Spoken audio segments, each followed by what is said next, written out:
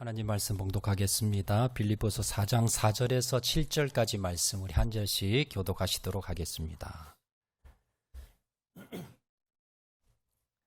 빌립보서 4장 4절에서 7절까지 말씀 우리 한 절씩 교독하시도록 하겠습니다.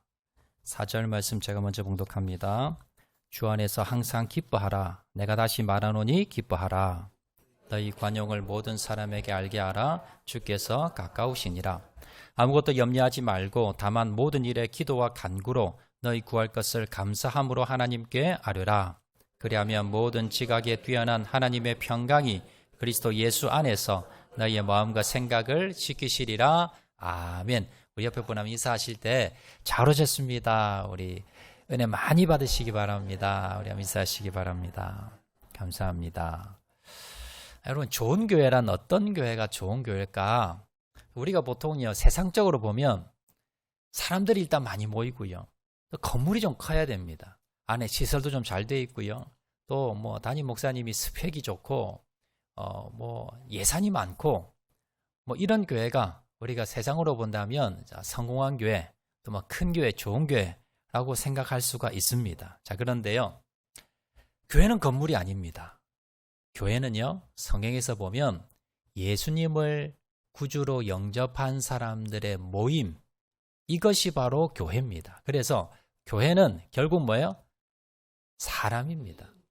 건물이 아니라 화려한, 여러분, 이 건물이 아니라 바로 예수님을 믿는 그 무리들, 사람들이 교회라는 거예요. 자, 그러면 좋은 교회는 어떤 교회일까요? 좋은 교회는 좋은 성도가 많은 교회. 사람들이 많이 모이는 그런 교회가 아니라 적게 모이더라도 정말 좋은 성도가 많이 있는 교회가 결국은 뭐예요? 좋은 교회입니다.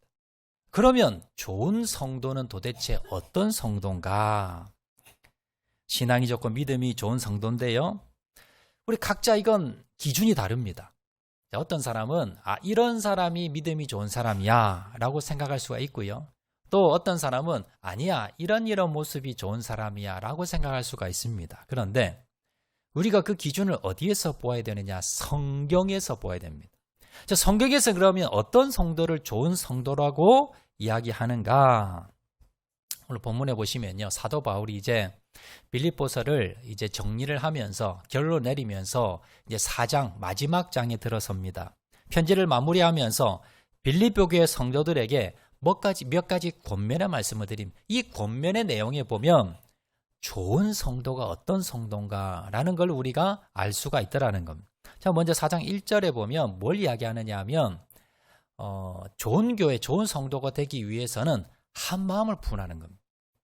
빌립보 교회에 두 여성 지도자가 있었습니다. 서로 교회 일을 열심히 하다 보니까 서로가 뭐예요? 서로가 방법이 달라요.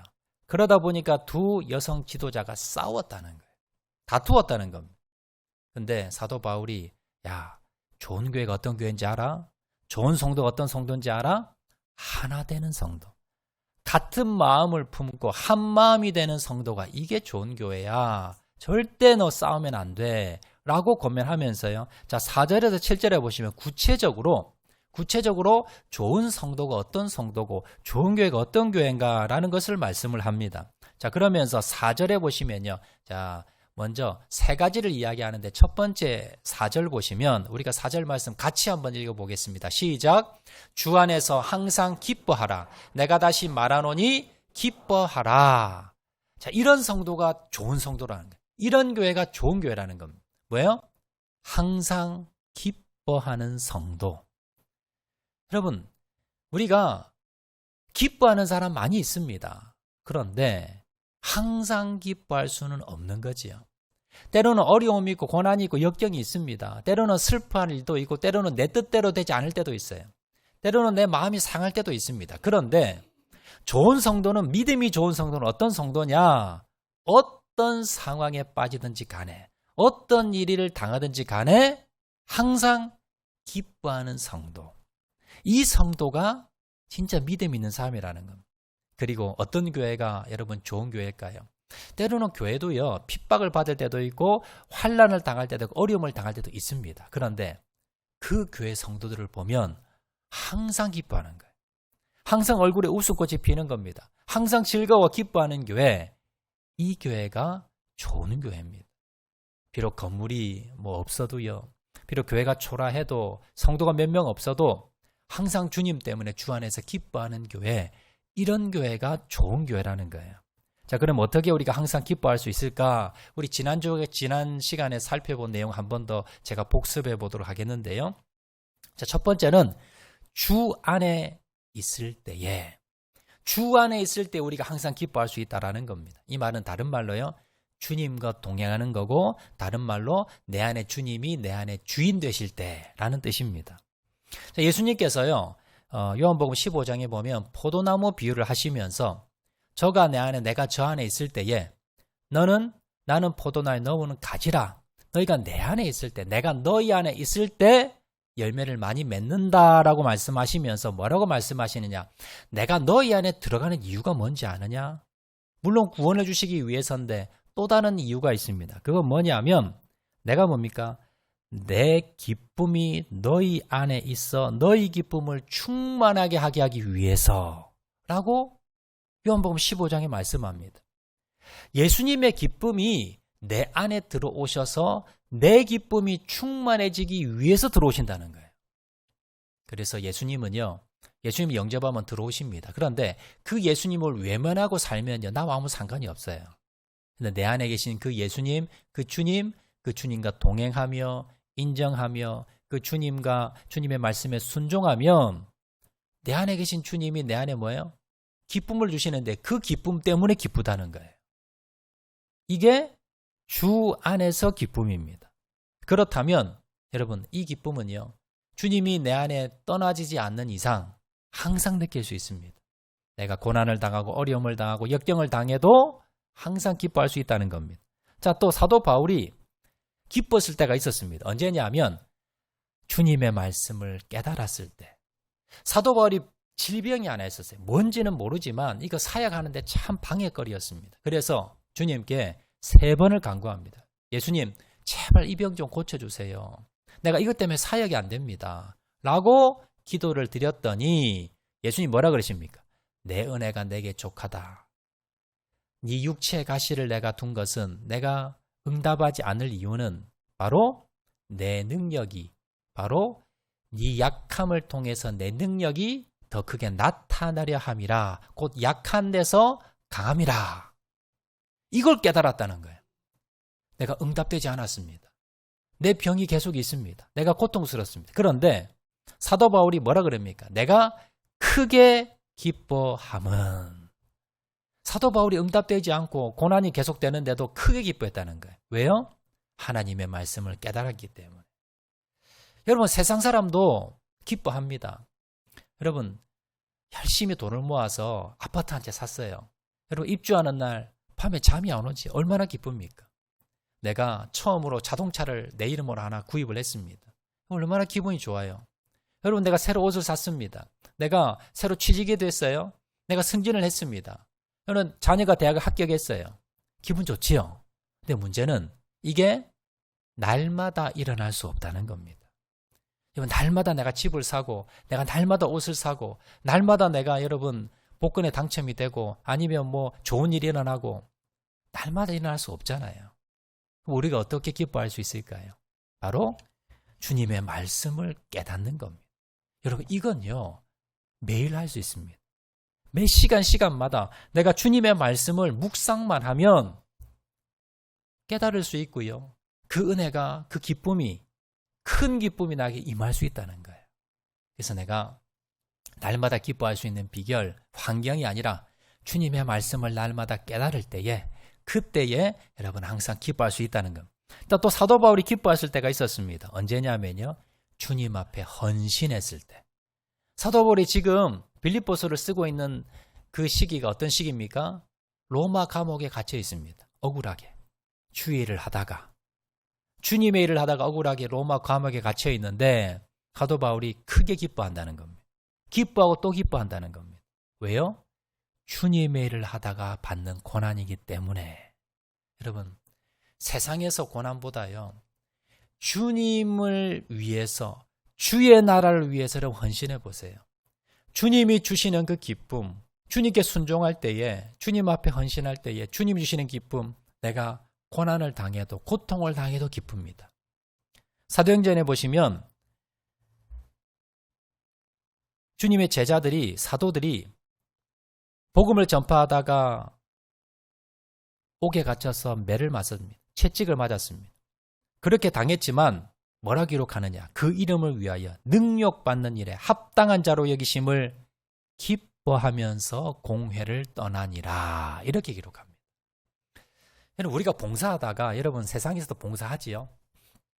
자원봉사하다가 고난을 당합니다. 옥에 갇히고 채찍에 맞습니다. 그럼 누가 그 봉사합니까? 아무도 안 하지요.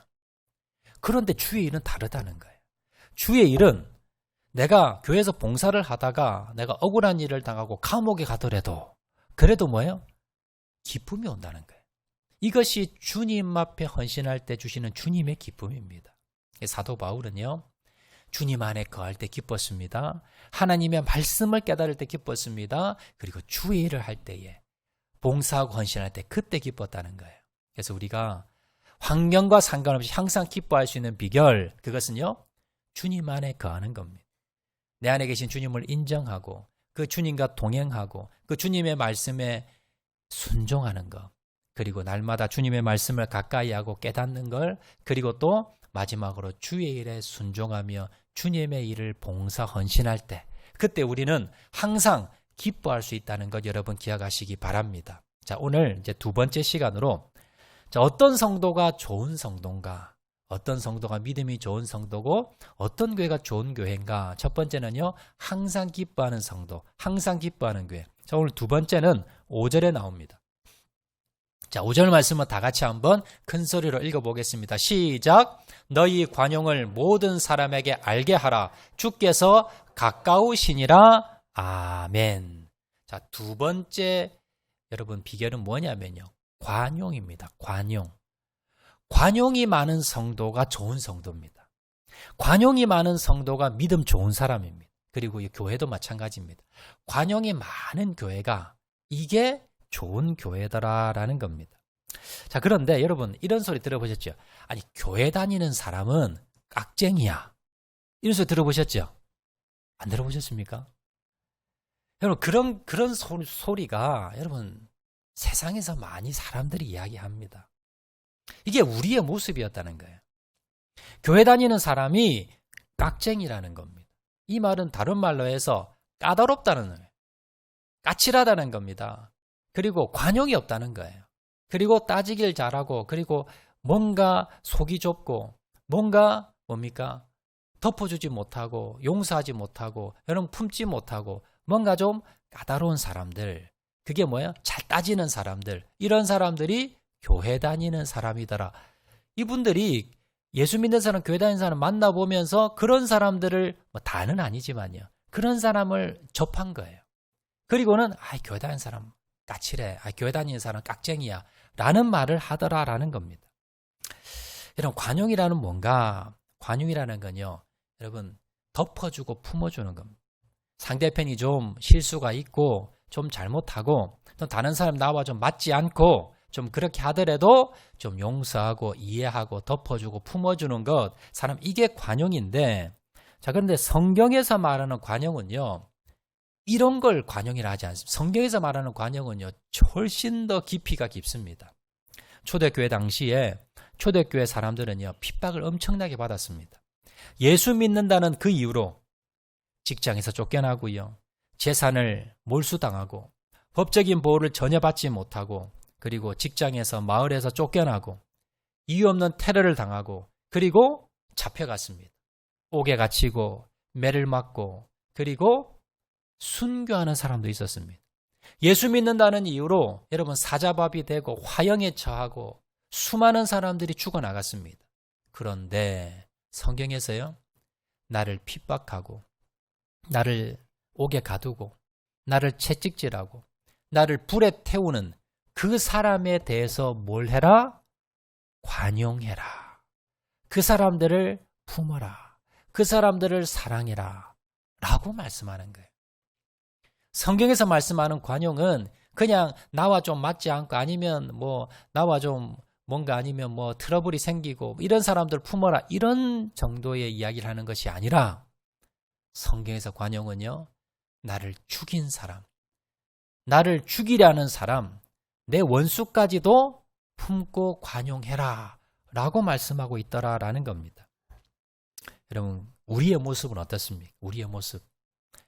여러분, 교회에서, 여러분, 가정에서 한번 보세요. 여러분, 제일 가까운 사람, 여러분, 부부잖아요. 아내와 남편. 여러분, 얼마나 관용합니까? 여러분, 남편 아내에 대해서, 아내는 남편에 대해서 얼마나 품습니까? 여러분, 교회에서 같이 섬기고 봉사하시다가 같이 이렇게 일하시다가 나와 좀 맞지 않는 사람이 있어요. 아니면 조금 실수하는 거 있어요. 여러분, 어떻게 합니까? 막 정죄하지요. 막 사람들에게 이야기하고 다닙니다. 그 사람에게 막 야단칩니다. 조금이라도 나에게 해가 되고 내 자존심 조금이라도 상하면 그냥 넘어가지 않습니다. 끝까지 뭡니까? 그것에 대해서 이의를 걸고 그것에 대해서 보상을 받으려고 합니다. 우리가 예수 믿는 사람으로 얼마나 우리가 다른 사람을 품고 그리고 관용하고 있는가 우리 한번 돌아보셔야 됩니다. 여러분, 점점 사회가 보면 연세 드신 분들은 아마 좀 느끼실 거예요. 예전과 지금 현대를 비교해 보면 점점 우리가 잘 살게 됐어요. 정말 예전에 여러분 60년대 70년대 정말 가난하고 가진 것 없어서 사람들이 강팍했습니다. 마음이. 왜냐하면 삶이 힘드니까. 근데 지금 어때요? 지금 잘 살아요. 경제 대국입니다. 그런데 우리 마음은 어떨까요? 더 강팍해졌어요. 자, 통계를 하나 찾아보니까 일본과 우리나라의 법원에 1년에 고소 고발하는 건수가 얼마나 되는가를 찾아보니까, 자, 일본에는요, 인구가 1억이 넘습니다. 그런데 1년에 다른 사람을 고소하고 고발하는 건수가, 법원에 등록된 건수가 12,000건입니다. 평균 1년에 12,000건. 자, 그러면 대한민국은 최근 들어서 1년에 얼마나 고소 고발을 많이 하느냐? 1년에 평균 50만 건이 넘습니다. 인구가 절반밖에 안 돼요, 대한민국이. 그렇다 보면 지금 일본과 대한민국의 그 고소고발 건수가 몇 배가 차이 나느냐? 100배가 차이 납니다. 그만큼 많이 뭐예요? 우리는 고발하는 거예요. 조금만 내 마음에 틀어지고 조금만 뭐가 마음에 안 맞으면 바로 그냥 고발하고요. 민원을 넣고 여러분 따지고. 여러분, 지금 대한민국의 가장 큰 이슈가 뭡니까? 여러분, 신문 보면요, TV 보면 작게 매일 나오는 게 뭐예요? 교사들의 자살입니다. 교사들이 극단적인 선택을 해요. 아니, 왜 교사들이 갑자기 요즘 그렇게 극단 선택을 많이 할까요? 그 이유는요, 악성 민원입니다. 교사들이 예를 들어서 학생들을 체벌을 합니다. 아니면 교사들이 좀 작은 실수를 해요. 자, 그러면 악성 학부모들이, 다 그런 건 아닌데 몇몇 악성 학부모들이 민원을 넣습니다. 그래서 해결 안 되면요, 고발 소송을 합니다. 그것도 지금 최근에 얼마 전에 어제 뉴스에 보니까 이제 그 극단적 선택하셨던 그 교사 이제 일기장이 공개가 됐어요. 보니까 한 학부모가 민원을 넣는데 4년 동안 계속해서 집요하게 이 교사를 괴롭힌 거예요. 자기 아이에게 훈계를 했는데 그 아동 학대죄로. 결론은 법원에서 무죄가 났어요. 그런데도 불구하고 뭡니까? 계속해서 집요하게 이 선생님을 4년 동안 괴롭힌 거예요. 그러다가 결국 뭐예요? 이 선생님이 극단적인 선택한 겁니다. 여러분, 이게 교사들만 그럴까요? 아니에요. 뭐 공무원 아니면 여러분 뭐 사회 일반적으로 이 모든 곳에 다 깔려 있습니다. 그래서 지금은 여러분, 교회도 마찬가지예요. 조금만 나에게 해가 가고 뭔가 틀어지는 게 있으면요, 가서 고발하고 소송 걸고. 그러면 교회도 얼마나 소송건이 많은지 모릅니다. 왜 이렇게 됐을까? 우리가 풍요로운 사회에서 풍요롭게 살아가지만 우리의 마음은 뭐예요? 강팍해진 겁니다. 조금이라도 내가 뭐예요? 용납을 하지. 그리고 관용이 없어요. 이에는 이, 눈에는 눈 하면서 뭡니까? 복수를 하고 안갚음을 하고, 그래야 뭡니까? 내 자존심에 내 마음이 편해지는 겁니다. 여러분, 또 사회적으로 또 어떠냐 하면요, 우리나라의 지금 제일 문제는 사실 북한의 핵이 문제가 아니고요. 여러분, 경제 지금 회복이 문제가 아니라 대한민국 사회의 제일 큰 문제 중에 지금 당면한 가장 큰 문제 중에 하나면 갈등입니다. 사회적인 갈등.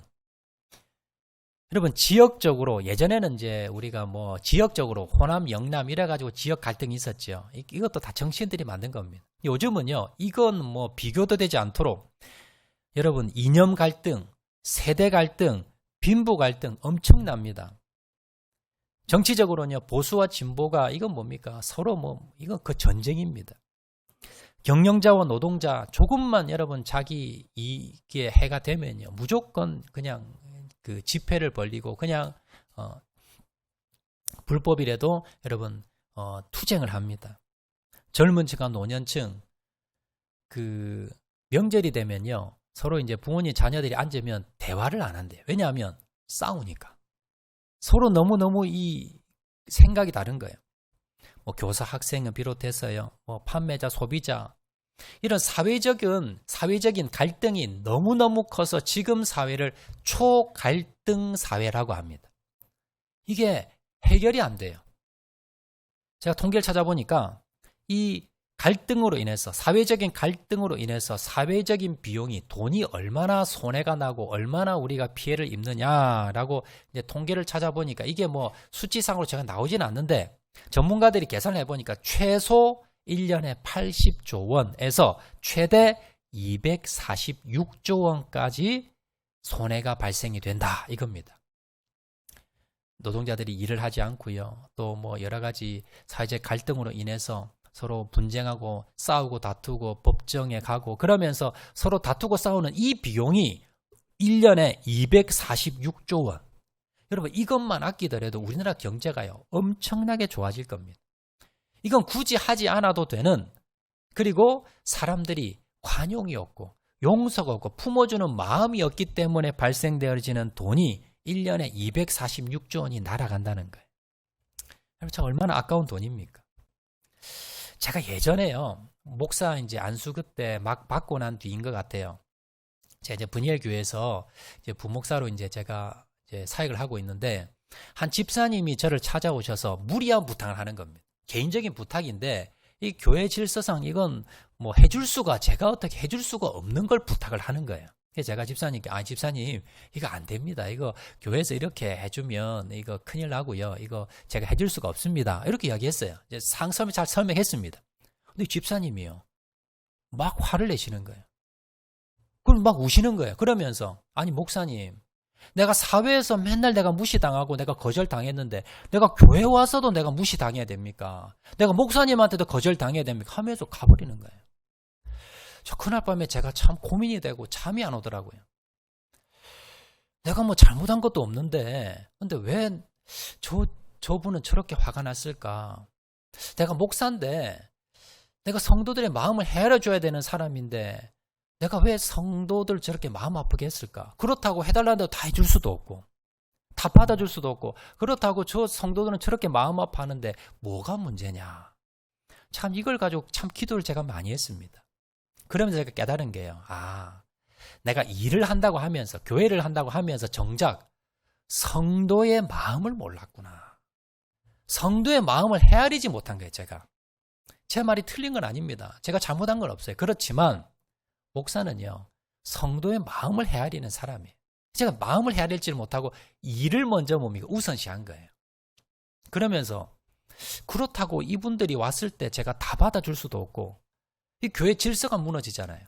도대체 내가 어떻게 해야 되는가? 참 고민하며 기도하면서 주님께서 저에게 아이디어 하나를 주는 거예요.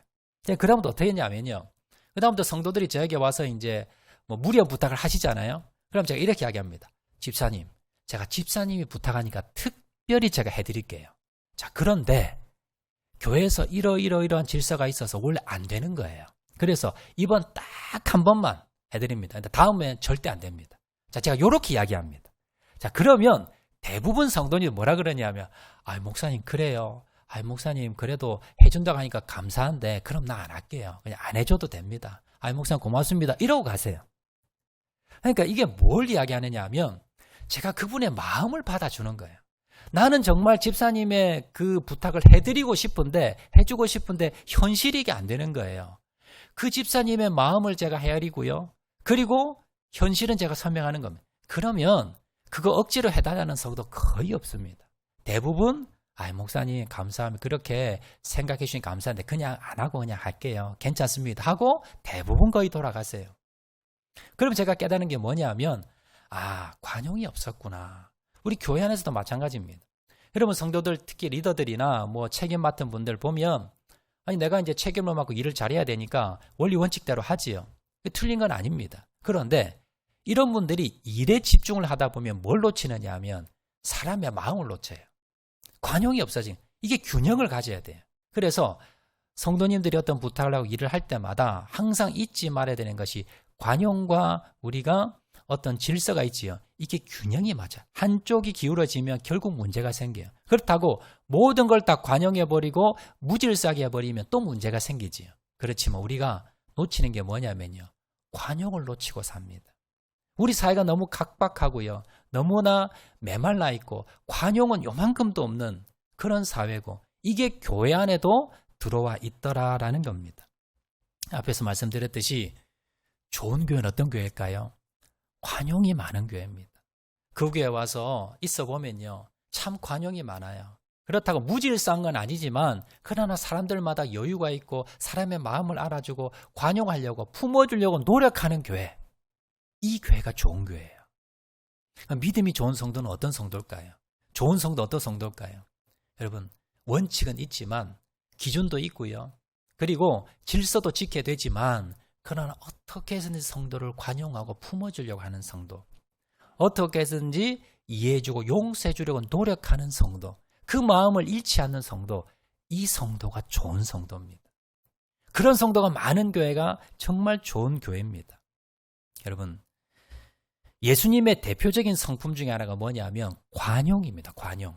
자, 고린도후서 10장 1절에 보시면 사도 바울이 이렇게 기록합니다. 나 바울은 이제 그리스도의 온유와 관용으로 친히 너희를 권하고. 여러분 사도 바울이 원래 어떤 사람이냐면 관용은 눈꼽만큼도 없는 사람이 사도 바울이었습니다. 원래 사울이었죠. 예수님 만나기 이전에. 그래서 이 사도 바울이 원래 했던 일이 뭐냐면 제일 잘하는 주특기가 뭐냐면요. 조금이라도 율법 어긴 사람, 조금이라도 법을 어긴 사람, 이런 사람이 있으면 지구 끝까지 찾아가서 잡아다가 고발하는 거, 옥에 가두는 거, 이게 주특기였습니다. 그래서 사도 바울은요, 이제 예수 믿는 사람이 등장했는데 이게 율법을 어기는, 그리고 뭔가 지금 전통에 위배되는 일을 한다. 오늘날로 말하면 이단이다 이런 거예요. 그래서 사도 바울이 어떻게 했냐면요, 모든 걸 다 제껴두고 예수 믿는 사람이 있다 그러면 잡아다녔습니다. 그래서 잡으면 어떻게 합니까? 고발합니다. 옥에 집어넣고요. 그리고 죄값을 받게 그렇게 했다는 거예요. 이게 사도 바울이 했던 일입니다. 예수님을 만나러 다메섹에서 예수님을 만났잖아요. 그 다메섹에 왜 갔어요?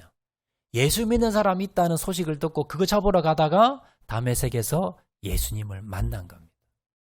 예수님을 만나고 난 뒤에요, 이 사도 바울이 어떻게 변했느냐? 예전에는요, 조금이라도 잘못을 하면 용납 없습니다. 바로 고발합니다. 그리고 바로 정죄하고 바로 여러분 야단을 칩니다. 그런데 여러분 가장 문제가 많았던 교회 중에 하나가 고린도 교회예요. 고린도 교회 보면 다른 교회보다 문제가 너무 많았습니다. 그런데 사도 바울이 다시 한번 떼어주세요. 고린도후서 10장 1절 말씀 보시면 나 바울은 이제 그리스도의 온유와 관용으로 친히 너희를 권하고. 사도 바울이 이 고린도 교회를 향해서 고린도 교회를 생각하면요, 사도 바울이 막 화가 나는 겁니다. 분노가 일고 왜 저렇게 문제 일으킬까, 이런 그런 마음이 일었어요. 그런데 사도 바울이 권면할 때는 어떻게 권면했다고요? 그리스도의 온유와 관용으로, 그렇게 표현했다는 겁니다. 사도 바울은 원래 관용이 없는 사람이에요. 온유가 없는 사람이에요. 그런데 예수 믿고 난 뒤에 사도 바울이 예수님의 관용을 배운 거예요. 예수님을 연구해 보니까 예수님은 관용이 많은 분이에요. 예수님 내 안에 들어와 보니까 예수님은 관용하는 분이에요. 그래서 뭡니까? 나를 죽이고 내 옛자는 십자가를 못 받고, 그리고 예수님의 안에서 내 주인 되셔서 예수님의 관용으로 뭐예요? 이제는 그냥 예전처럼 고발해버리고 옥에 집어넣어버리고 바로 야단치고 하는 것이 아니라 온유와 관용을 가지고 권했다는 겁니다. 그런 사람으로 바뀌었다는 거예요. 자, 그렇다면 예수님의 가장 큰 성품은 뭘까요? 온유와 관용입니다. 그리고 그 예수님의 성품을 닮았던 사도 바울의 특징이 뭘까요? 온유와 관용이라는 거예요. 그래서 믿음 좋은 성도는 어떤 성도예요? 온유와 관용이 있는 사람입니다. 여러분, 똑똑한 사람이 그 사람 믿음 좋은 사람이 아니고요. 온유하고 관용 있는 사람이 믿음 좋은 사람이에요. 그런 사람이 많은 교회가 좋은 교회다라는 겁니다. 그러면 누가 관용을 베풀어야 되는가? 우리가 사실 지금 이 말씀을 들으면서 여러분 생각나는 사람이 있을 겁니다. 아, 그 집사, 그 권사, 그 성도, 그 사람이 이 설교 들어야 되는데 그 사람 정말 관용이 없어. 그 사람 정말 여러분 인생각 들잖아요. 자, 빌립보서 4장 5절 말씀 한 번 더 띄우시기 바랍니다. 뭐라고 말씀합니까? 너희 관용을 모든 사람에게 알게 하라. 너희가 누구 말할까요? 나를 말하는 것. 여러분 다른 사람 생각하지 마시고 다른 성도 생각하지 마시고 여러분 누가 관용을 가져야 돼요? 내가 관용을 가져야 돼요. 내가 관용이 있는 사람인가? 나는 예수님의 관용을 배운 사람인가? 나를 돌아보셔야 된다라는 겁니다. 자, 그리고 어떤 사람에게 관용을 베풀 이게 더 중요합니다. 어떤 사람에게 관용할까요? 모든 사람입니다. 여러분 관용 있지요? 여러분 자녀들이 잘못했어요. 여러분 그거 전부 다 여러분 관용이 없다면 여러분 자녀들 아마 못 키울 겁니다. 여러분 자녀 아마 저 감옥에 가 있을 거예요. 소년원에 가 있을 거예요. 여러분 관용이 없었으면. 그런데 여러분 자녀에게 어떻게 해요? 관용하잖아요. 자녀가 잘못해도 용서해주고 또 용서해주잖아요. 그런데 교회 와서는 그게 안 돼요.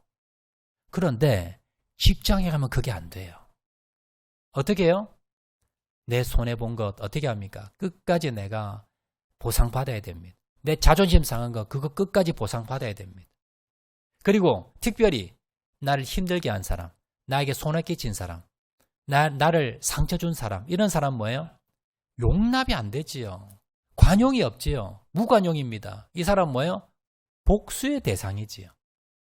말씀 다시 한번 떼어주세요. 그런데 너희 관용을 어떤 사람에게 앞절 한번 모든 사람에게 알게 하라. 모든 사람입니다. 나를 힘들게 한 사람, 나와 맞지 않는 사람, 나에게 상처 준 사람, 내 원수 같은 사람, 여러분 그런 사람이 있어도 어떻게 해라? 관용을 베풀라는 겁니다. 너는 모든 사람에게 관용을 베푸는데 근데 이게 핵심이 있습니다. 모든 사람에게 베풀라가 아니라 뭐랍니까? 모든 사람에게 알게 하라는 거예요. 나는 관용 베풀었다는데 상대편은 관용 못 받았대요. 이건 뭐예요? 관용 안 한 겁니다. 내가 관용을 베풀었는데 상대편도 뭐예요? 알아야 된다는 거예요. 그래서 내 원수가 있어요. 그 사람에게 물어보니까 저 사람 원수긴 원수인데 저 사람 관용 많아요. 그 사람이 진짜 관용 많은 사람입니다. 다른 사람들이 인정받는, 다른 사람에게 알게 하는 그 정도의 관용을 베풀어라 라는 말씀입니다. 자, 예수 믿은 지 10년이 지나고 20년이 지났습니다. 그런데 여전히 교회 안에서, 가정에서, 또 이웃 주민들에게, 직장에서 형제들에게 저 사람은 인색해, 저 사람 따지기 좋아해, 저 사람 절대 용서가 없어, 애누리가 없어, 저 사람 뱀댕이 속이야, 이런 말을 듣는다면요, 여러분의 신앙을 정말 한번 다시 돌아보셔야 됩니다. 여러분, 내가 직분도 받았는데 내가 교회에서 충성하면서 내가 믿음 있다고 생각되는데 근데 내 마음이 넓어지지가 않아요. 용서가 안 돼요. 관용이 없어요. 이런 분들은 뭐예요? 예수님과 상관없이 신앙생활하는, 종교생활하는 겁니다. 내가 교회에서 사람 바라보고 여러분 열심히 종교생활하는 거지, 예수님을 닮아간다면, 예수님과 가까워진다면 관용이 없을 수가 없다는 겁니다. 관용의 사람이 안 될 수가 없다는 겁니다. 그래서 여러분, 교회 오래 다닌 사람은요, 믿지 않는 사람들에게도 야, 저 사람 교회 다니더니 관용이 많아졌어. 교회 다니더니 마음이 넓어졌어. 이런 소리 듣는 사람이 진짜 성도입니다. 진짜 제대로 신앙생활하고 있는 사람이더라라는 겁니다. 자, 그럼 마지막으로요. 왜 우리는 그러면 관용의 사람이 되어야 되는가? 4장 5절 말씀 우리 다시 한번 띄워주시기 바랍니다. 마지막 절에 이렇게 기록합니다. 주께서 가까우시니라. 저게 이유입니다. 우리가 세상에서 보면 고소고발 많이 하고요. 막 싸우는 사람 보면 이 세상이 답니다. 이 세상이 다라고 생각하는 사람은요. 이 땅의 미련을 끊지를 못해요. 이 땅이 다니까. 그래서 이 땅에서 내가 손해보고 뺏기고 자존심 상하면요. 그럼 어떻게 합니까? 고소합니다. 고발합니다. 용납이 없습니다. 그런데 이 땅이 다가 아니고 저 천국 갈 사람들은 다르다는 거예요. 예를 들어서 내일 예수님 재림할 겁니다. 여러분 그러면 여러분 부부싸움 할 겁니까 오늘? 나 마음 아프게 했다고 그 사람 가서 고발할 겁니까? 내일 예수님 오신다면요. 오늘 가서 화해하겠죠. 마지막인데 이 사람하고. 그러면 가서 손 내밀겠죠. 여러분 그렇게 살아라는 겁니다. 그래서 주께서 가까우시니라. 저 말이 뭐예요? 예수님이 내일 재림하신다는 생각을 가지라는 겁니다. 뭐 종말론자가 되라는 건 아니고요. 여러분 신앙생활 하면서 정말 내가 용서해주고 싶지 않은 사람이 있다. 정말 내가 복수해주고 싶은 사람이 있다. 저 사람은 도저히 내가 품을 수가 없다. 내가 용납이 안 된다. 여러분 그 생각이 들 때마다 여러분 무슨 말씀을 떠올릴까요? 주께서 가까우시니라. 내일 주님 재림할 건데 너 내일 천국 갈 건데 저 사람하고 오늘 싸우겠느냐. 이걸 여러분 묵상하시라는 거예요. 이 말씀을 여러분 떠올리라는 겁니다. 그러면 그래 내일 주님 오실 수도 있는데 내가 내일 천국 갈 수도 있는데 내가 오늘 이 사람하고 싸워봤자 뭐하나. 그냥 용서해줘야지. 그냥 품어줘야지. 그냥 내가 덮어줘야지. 이 생각이 든다는 거예요. 여러분 그래서 여러분 우리가 왜 용서한 삶을 살까요? 이 땅에 미련 두지 말라는 겁니다. 이 땅에 다가 아니라는 겁니다. 우리는 천국을 소망하는 사람입니다. 천국에 입성할 사람이고요. 그리고 언제 천국 갈지 모르는 사람입니다. 여러분 이 생각만 가진다면 물론 우리가 살다 보면 억울할 때 분노할 때 정말 용서가 안 될 때 여러분 그럴 때 있습니다. 또 내가 주의를 열심히 하려고 내가 좀 더 잘하려고 하다 보면 여러분 때로는 여러분 부딪힘도 있고 다툼도 있고 있을 때가 있어요. 그때마다 뭐예요? 그때마다 주님의 음성을 들으세요. 주님 뭐라 그러십니까? 아무개야 나의 재림이 가까웠어. 내일 너 천국 갈 수도 있어. 이 음성을 듣는 겁니다. 그러면 무슨 생각이 듭니까? 용서해줘야지. 나 내일 천국 가는 사람인데. 나는 천국을 예비해 놓은 사람인데 뭐 그까짓 거 내가 손해보면 어떨까? 라고 뭐예요? 용납이 되고 용서가 된다는 것을 여러분 기억하시기 바랍니다. 1930년 미국의 어느 상점에서 빵 한 덩이 훔쳤다고 이제 고발이 들어와서 재판이 열리고 있었습니다. 판사가 노인에게 물어봐. 한 노인이 나이 많은 노인이요. 몸도 아픈 노인이 빵집에서 빵 하나 훔친 거예요. 그랬다가 이제 주인이 끌고 가서 이제 법정에 고발한 겁니다. 그래서 이제 재판이 열리는데 이제 재판관이 물어봅니다. 노인에게 전에 빵 훔친 적이 있습니까? 몇 번째 훔쳤습니까? 처음 훔쳤습니다. 전에 훔친 적 없습니다. 왜 훔쳤습니까? 했더니 판사님 제가요 나이도 많고 병이 많아서 일자리를 구하려고 해도 일자리가 없어요. 가지고 있는 돈 다 쓰고 이제 빈털터리였는데 제가 지금 3일을 굶었습니다. 제가 3일을 굶다 보니까 눈에 보이는 게 없어요. 그러다가 빵집에 빵을 보고는요. 제가 제정신도 아니게 그냥 가서 하나 훔쳐서 먹었어요. 그러다가 잡혀서 온 겁니다. 라고 이야기해요. 그러면서 죄송하다고 막 사과를 하는 거예요. 판사가 이제 직결심판인 것 같아요. 판사가 이제 판결 내립니다. 자, 아무리 사정이 딱하다 하더라도 남의 것을 훔치는 것 이건 용납이 안 됩니다. 법은 만인에게 평등하고 예외가 없습니다. 그래서 법대로 당신에게 판결합니다. 당신은 10달러의 벌금을 내고 나가세요. 10달러 벌금형에 처합니다. 이렇게 이제 선고를 내립니다. 오늘날은 뭐 10달러 큰 돈이 아니지만 1930년 되면 막 큰 돈이겠지. 그리고 또 문제는 이 노인이 1달러도 없어요. 돈 10원도 없는 사람인데 10달러를 내라는 거예요. 그러니까 안 내면 어떻게 할까요? 그럼 구류 살아야 되는 거예요. 이제 감옥에 들어가야 되는 겁니다. 자, 방청객들이 이렇게 보고 있다가 아이 그냥 저 노인 한번 그냥 봐주지 저 빵값 얼마 한다고 그러면서 이제 그 판사를 보면서 좀 이렇게 안 좋은 눈으로 바라보고 있었어요. 실망스럽다는 그런 눈으로. 자, 근데 판사가 계속해서 논고를 이야기합니다. 자, 이 노인은 이곳 재판장을 나가면 또다시 빵을 훔칠 수밖에 없습니다. 자, 이 노인이 빵을 훔치는 건 이 노인만의 죄일까요? 이 노인이 빵을 훔칠 수밖에 없었던 그런 사회를 만들고 그리고 이 노인을 도와주지 못한 우리들도 그 죄가 있습니다. 그래서 앞으로 이 노인이 이렇게 살지 않도록 그리고 이 노인을 이렇게 모른 채 방치했던 우리들도 책임이 있으니까 우리들도 좀 벌금을 냅시다 라고 하면서요. 이 판사가 화물 하나 가져오더니 거기에다가 10달러를 자기가 딱 넣는 거예요. 나는 벌금 10달러 내겠습니다. 내고는 돌리는 거예요. 이제 방청객 있는 사람들이 지갑에서 돈을 이렇게 넣는 겁니다. 그래서 얼마가 모였는가? 57달러 50센트가 모인 거예요. 그래서 거기서 10달러를 이제 재판관이 딱 가져가는, 자, 이거 벌금 10달러, 그리고 나머지 47달러 50센트는 이 노인에게 주는 겁니다. 그래서 이 돈 가져가서 빵 사 드세요. 그리고 준 겁니다. 거기에 방청객들이요.